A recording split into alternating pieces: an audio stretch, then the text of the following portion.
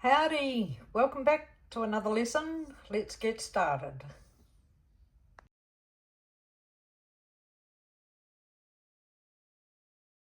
To help with navigation on the keyboard, if we've got our treble clef and our bass clef, we've got our middle C, which can either be for the right hand or it can be for the left hand. Now the next C is here. That's the first C up from middle C. From middle C. And then we've got these lines here, the same here. They're ledger lines. They hang on to the note so the note doesn't fall off the page. So our next C up, the second C up, is up on the second ledger line. So that's the second C up from middle C. And likewise, it's like folding the paper over and blotting it. So we've got to go down to here. And that's our first C down from middle C. And then we've got the second C down from middle C. And of course middle C in the middle. So if we find that we're looking for a note that's here, we can then work out, it's between the first C up and the second C up. And if we use our sentence for the right hand, treble spaces, F-A-C-E, it's an E. So it's an E that falls between the first C and the second C up from middle C. Likewise, if we have one down here in the left hand, we can work out that it's between the first C down and the second C down from middle C. And in fact, using the sentence, great big dogs fight always, it's a G. So just remember the dogs and the cows are grumpy for the left hand, and eating fruit and face is for the right hand.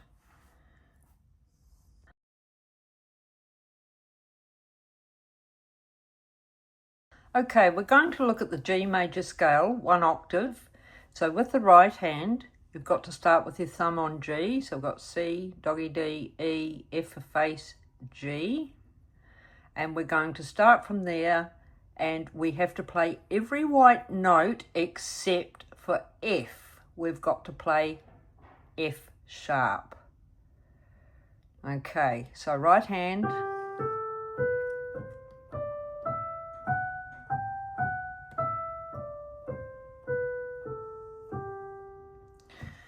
Now, if we're going to do contrary motion, we have to remember the F sharp on the way down with the left hand. So we've got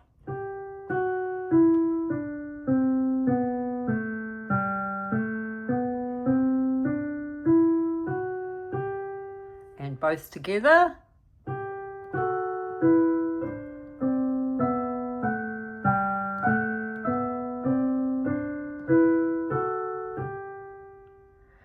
For the similar motion, the left hand has to start on the next G down, which is the first G under the middle C.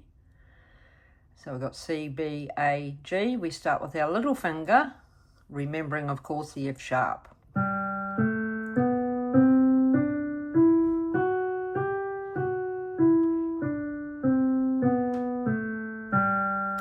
So the fingering is the same for the as it was for the C major scale, where you've got to put your thumb under after the 3 fingers, and the same with the left hand, you've got to put your third over and then come back down. Let's try it both hands together.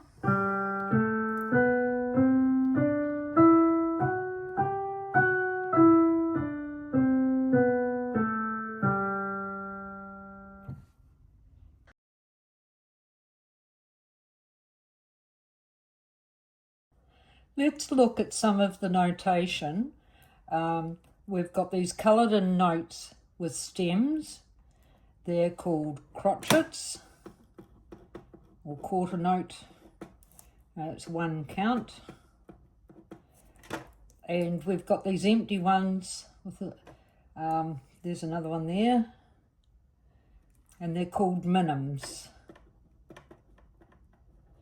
and they're for 2 counts. So usually what I do when we get to that, I'll say whole 2. So as you can see, we're looking at also middle C with the line through, and this is for the right hand, treble clef or G clef. This thing here is a time signature, and we're just interested in the top number, 4 beats in a bar. And you say, well, what is a bar? So a bar is the distance between each line. They're bar lines, and it makes common sense that if you've got 4 notes in this bar, each of those notes must be worth only 1 count. Therefore, we can deduce from this bar that because that's 2 beats total, this one here must be worth 2. So it's a bit of a cheat. This is a double bar line at the end to signify the end of the tune. So we're going to try with our right hand thumb, and this one will be our second finger when we get to the doggy D under the fence. So let's see how we go. So we've got C, C, hold 2, C, C, hold 2, C, C, C, C, C, C, hold 2, C, C, hold 2, C, C, hold 2, C, C, C, C, C, C, hold 2, D, D, hold 2, back to C, C, hold 2, C, C, C, C, C, C, hold 2. Okay.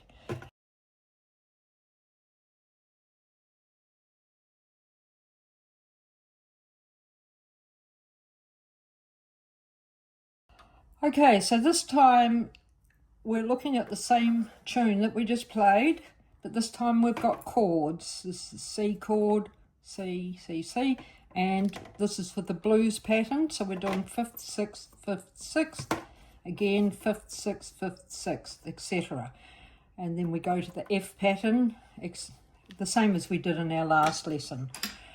So let's try it both hands together and see how we go. I'm going to have to move that up to there and shuffle this along. I'll just check. I need to move that along.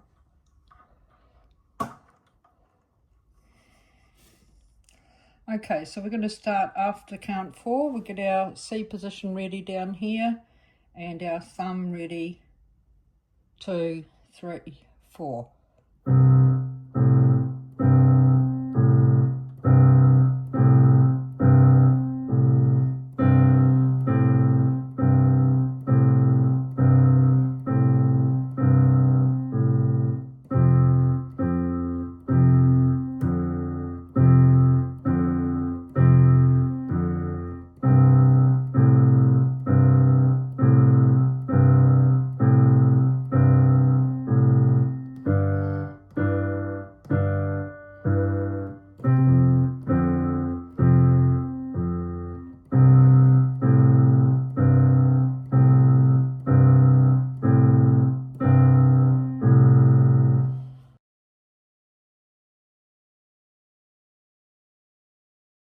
Remember to keep the left hand notes being played at the same time throughout for each of steps 1, 2, and now with this one 3. So we'll try it all from the start.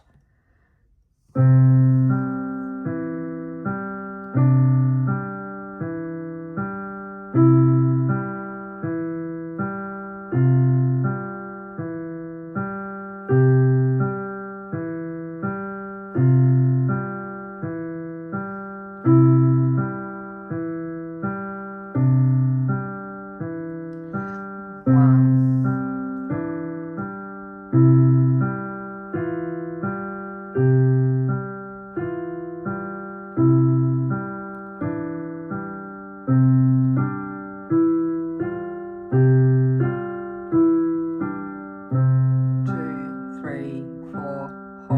2, 3, 4.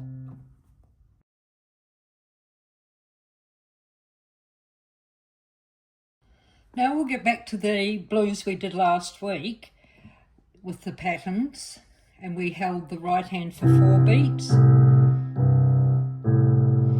So this time we're going to get our left hand just a little bit busier. So we're going to double every fifth. So we're going to play 2 and then 2 sixths and 2 fifths and 2 sixths. So instead of doing, we want to do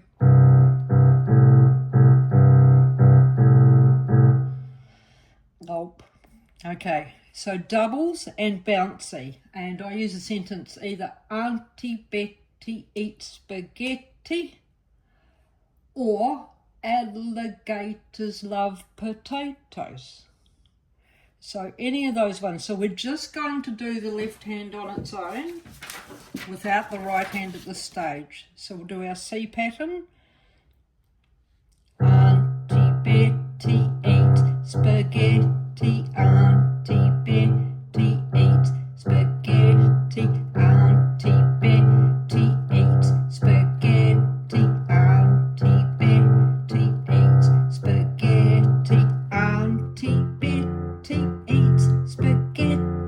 Auntie Betty eats spaghetti. Auntie Betty eats spaghetti. Auntie Betty eats spaghetti. Auntie Betty eats spaghetti. Auntie Betty eats spaghetti. Auntie Betty eats spaghetti. Auntie Betty eats spaghetti. Wow.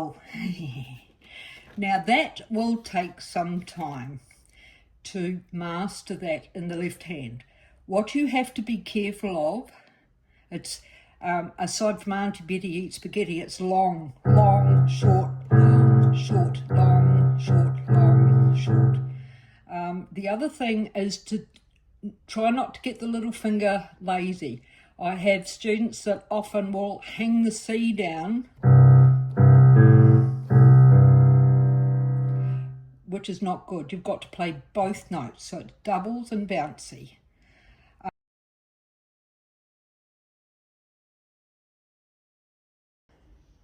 I hope you've been practicing hard and continue to work on mastering some of these techniques, and we'll catch up next time.